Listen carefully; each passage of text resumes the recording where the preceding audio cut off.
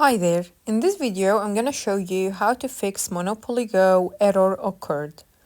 This is gonna be a super easy tutorial, you'll just need to follow the steps.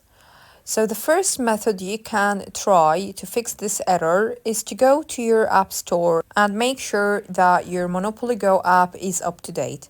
If it's not, you will have the update option on there, so you'll just need to click on it and then go back to Monopoly Go app and see if the problem is still continuing.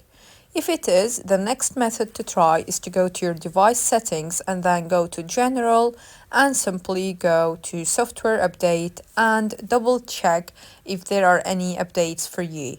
If there is any update, you will need to download it, so update your device, and once it is completed and ready to use, go back to your Monopoly Go and see if the problem is resolved.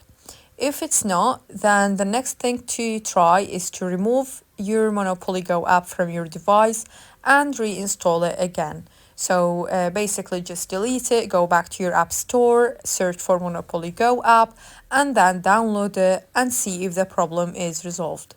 If it's not, you can try the last method, which is double checking that your internet connection is working fine. So you can disconnect it, reconnect it again, and that's it.